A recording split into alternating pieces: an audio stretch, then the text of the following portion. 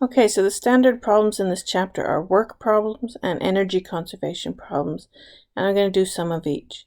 So here's a typical work problem. We've got a bunch of forces acting on a box that's being pulled horizontally by a force that's applied up at an angle of 37 degrees, and we want to find the work done by all four of the forces, the total work by adding them together, and then the final speed. So this is a problem like we would have done in chapter 4, but we would have had to do an awful lot of analysis to get the forces and all the components.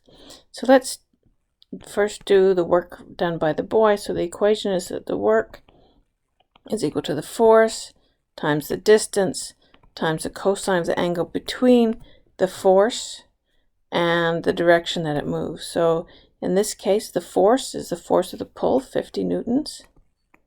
The distance that it moves is, I'm looking at my picture here, that should be 25 meters. I adapted this problem from somewhere else. All right, so 50 newtons times 25 meters times the cosine of the angle between the force and the direction that it moves, which is 37 degrees. Throw all that in my calculator, and I get a work of 998.3 joules, and I should round that to 3 significant figures, so 998 joules. Okay, so that's the work done by the boy. Let me write a little subscript on there. So work done by the boy. Work done by gravity. Work done by gravity is equal to the force of gravity times distance times cosine of theta. And the force of gravity and the distance. So force of gravity is straight down. The distance is over towards the right. The angle between them is 90 degrees. So I don't even have to do any calculations of what the force of gravity is, because the cosine of 90 degrees is 0. So the work done by a force that's perpendicular is 0. I don't even need to do a calculation, so that's real fast. How about the work done by the normal force? Well, the work done by the normal force, if you look here, normal force is straight up, displacement is across. Again, that's 90 degrees. I can just write down that the work done by the normal force is 0 because it's perpendicular to the displacement. So if you get a problem on the test that asks you something like this, you don't have to do any calculations, just write down it's 0 because the force is perpendicular to the displacement. All right, D, work done by friction. So work done by friction is backwards and the displacement's forward, so my angle is 180 degrees, so it's going to be a negative work. So work done by friction is going to be the force of friction, we're going to have to calculate that in a minute, times the displacement, which we know is 25 meters, times the cosine of 180, and the cosine of 180 is -1. Okay, so what's the force of friction? Let me just work it out over here. So the force of friction we know is equal to the coefficient, which is given in the problem as 0.150, times the normal force. So now we're going to have to do a little bit of work to find the normal force. All right, so if I look at my free body diagram, yikes, I'm moving everything all over the place. Let me get that back. Hopefully I didn't make you seasick. All right, so the normal force is straight up. I've got the pulling force that's up at an angle, and I've got the force of gravity, mg, straight down. And so I know that the total force in the y direction has to be equal to 0. Remember chapter 4, it doesn't jump up off the surface, it doesn't fall down through the surface. So my upwards forces are Fn, normal force. I've got the y component of the pulling force, so the y component's opposite, so it's sine. So plus Fp sine of 37 minus mg. So the normal force, if I rearrange that, is equal to mg minus Fp sine 37. And I can put in my numbers now. So my mass is, 20 kilograms. 20 kilograms G is 9.8 minus FP is 50, sine of 37, and I get a normal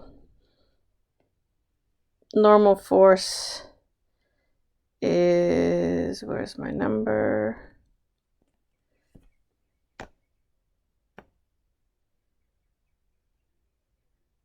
(165.9 newtons). Okay, so now I can go back to my work calculation. 165.9 times the distance, 25 meters, times cosine of 180, which is -1, and I get negative 622.25 joules. So I should round that to minus 622 joules. Okay, so I'm almost done here. So now the total work, I just add them like numbers. So I don't have to add vectors. I don't have to think about direction or anything. I just add the numbers. So I've got, let me keep all my sig figs. So 998.3 plus 0 for gravity, plus 0 for the normal force, and then minus 622.25 for the friction, and I get 376 joules to 3 significant figures. Okay, so that didn't take too much work. All right, so remember, force times distance times the cosine of the angle between them. Last question is, what's the final speed if it starts at rest? So if I were to do this problem in chapter 4, I would have had to find the acceleration by finding the net force. But here, I'm just going to use the work kinetic energy theorem. So work is equal to the change in kinetic energy. I know my total work is 376 joules, and the change in kinetic energy is defined as 1/2 the mass times the final speed squared minus 1/2 the mass times the initial speed squared. And the initial speed is 0 because it starts at rest. Okay, so now if I set the work total, 376 joules from part E, is equal to change in kinetic energy, that's just 1/2 m times V final squared. So V final squared is equal to, multiply the 2 up, 2 times 376 divided by the mass. So 2 times 376 over 20. So that's 37.6. And that's V final squared. So I need to take the square root. So V final is equal to the square root of 37.6, which is 6.13 meters per second.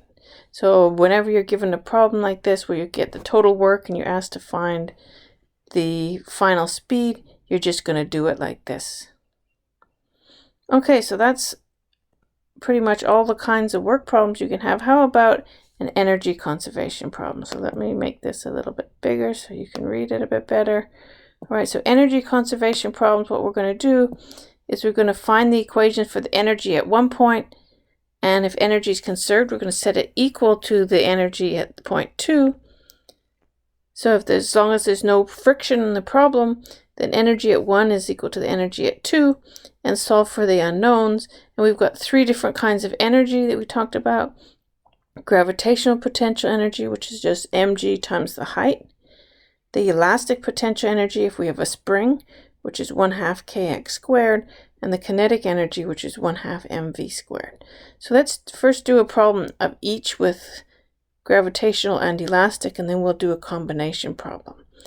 All right, so for the first problem, I've got a roller coaster. It starts off at rest at point A at 50 meters high.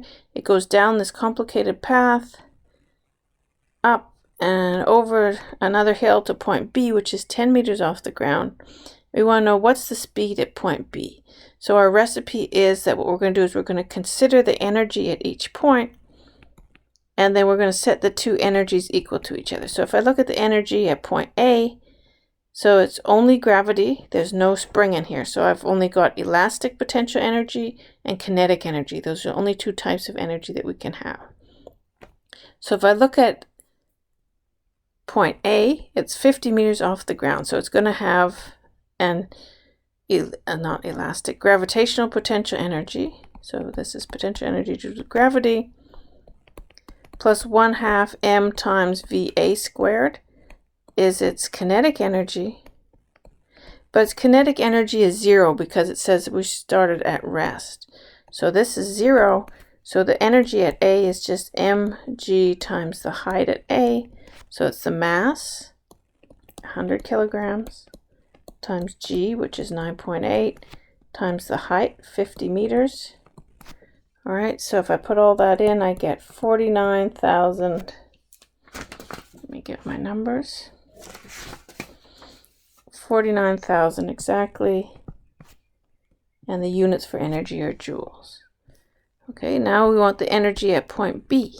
So energy at point B, what kinds of energy do I have? Do I have gravitational potential energy? Yes, I do, because it's not on the ground. So I'm going to have mg times the height at point B plus 1/2 m times VB squared. That's the kinetic energy at point B. And the kinetic energy at point B is not going to be equal to 0, right? We know that the roller coaster is going to be going with some speed. All right, so if I look at my equation there, I've got mg times yb. I know my numbers for those. I know the mass, I know the g, I know the height. And so let me put in some numbers. So I've got 100 times 9.8 times the height at point B, which is 10 meters, plus 1/2 the mass, which is 100, times the speed at B squared, and I don't know what that is. Okay, so let me put in my numbers. So I've got first term turns out to be 9,800 plus 1/2 of 100, 50 times VB squared. All right, so I found an equation for the energy at both points.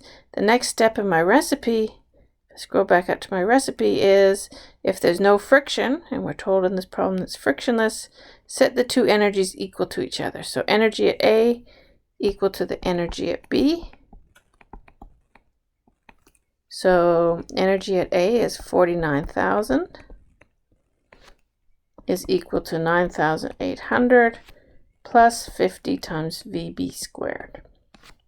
So I want to solve for VB, so I want to get this term by itself on one side. So I'm going to first subtract the 9,800 from the other side. So I get 39,200 is equal to 50 VB squared. So I'm going to divide by 50 on each side. So VB squared is 39,200 over 50. And so to get VB, I need to take the square root of that.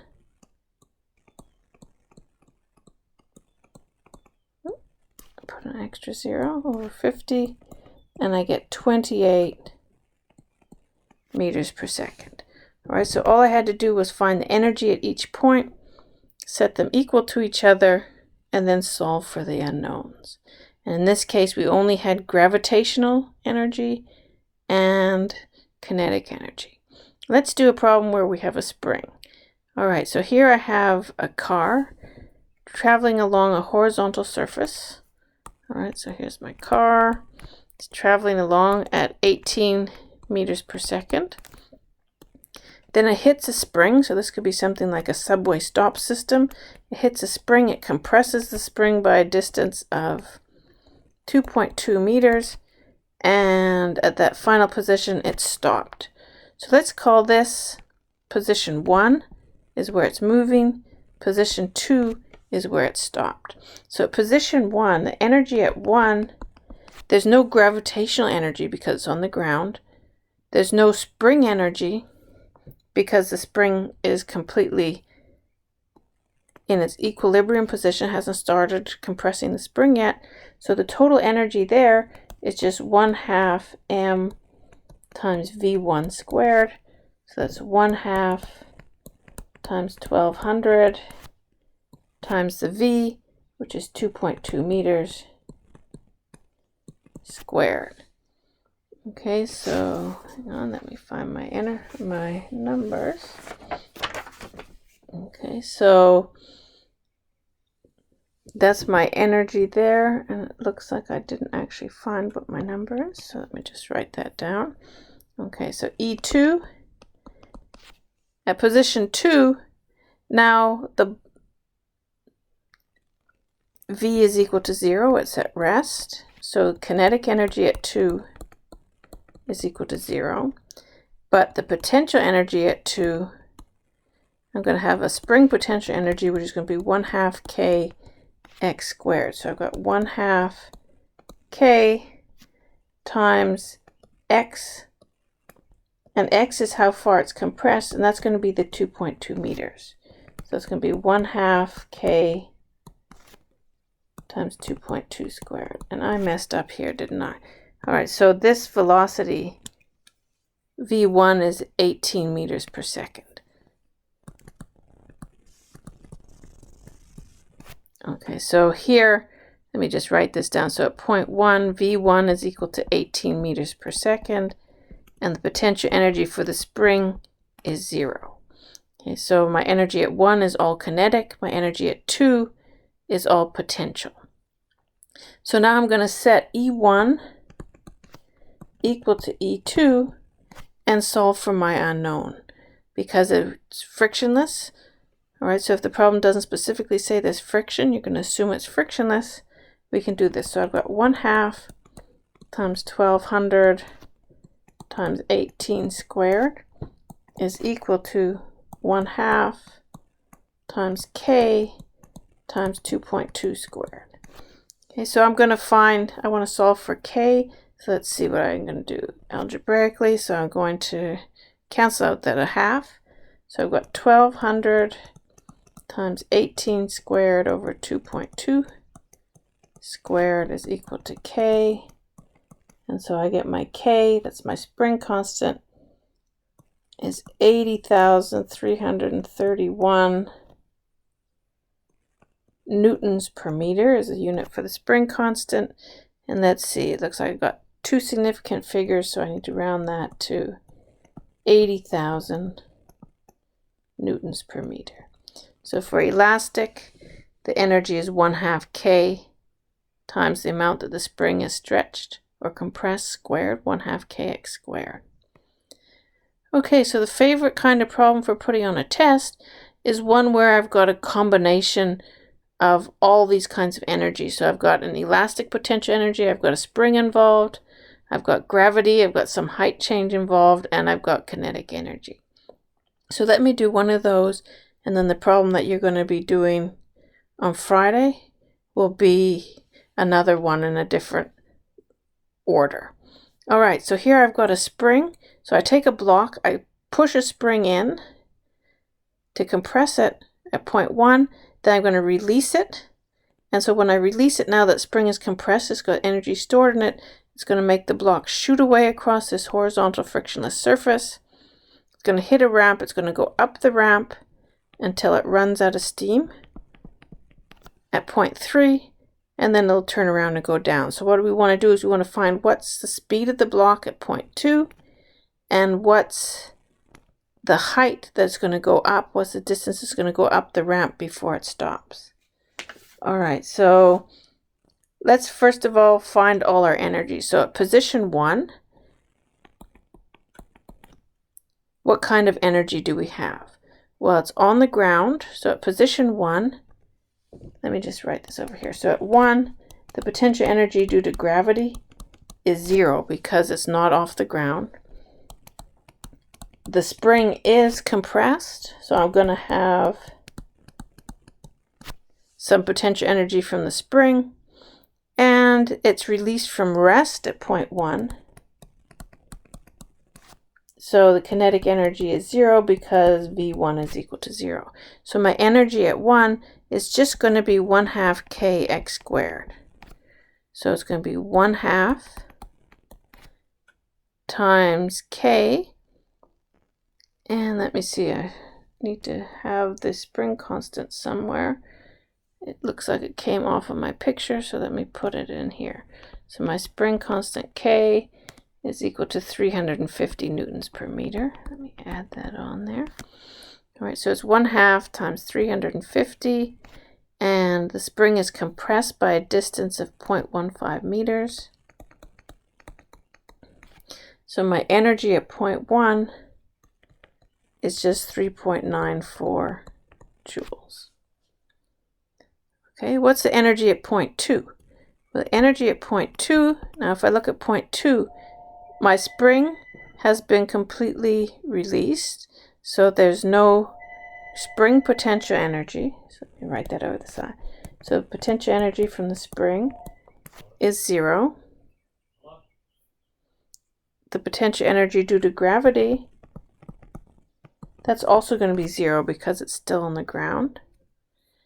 But the kinetic energy is not going to be equal to 0. It's going to be equal to 1/2 m times whatever the speed is squared, and that's what we're trying to find. All right, so my energy at point 2 is all kinetic, 1/2 m v2 squared. So it's 1/2. The mass of the block is 2 kilograms. And I don't know the speeds. Let's see, I've got 1/2 times 2. That's easy. So it's just 1 times v2 squared. All right, so let me just stop now and find the speed. So I'm going to set, how do I solve it? Set E1 equal to E2. And so I know I've got 3.94 joules is equal to 1 times v2 squared. So v2 is just going to be equal to the square root of 3.94, which is going to be 1.98, or let's see, I've got 2 sig figs, 2.0 meters per second. So again, the same way to solve the problem. Figure out what kind of energy you have at each point, solve for what the energy is, and usually in one of these problems you'll get a number for one of the energies. So in this case I got 3.94 joules for my initial energy, and then an equation for the second energy, set them equal, and solve for the unknown. All right, so now I want to go to point 3. So at point 3, what kinds of energy do I have? Well, the potential energy from the spring is 0, because now the spring, after I left position 1, my spring stretched itself out. It's got no more energy stored in it.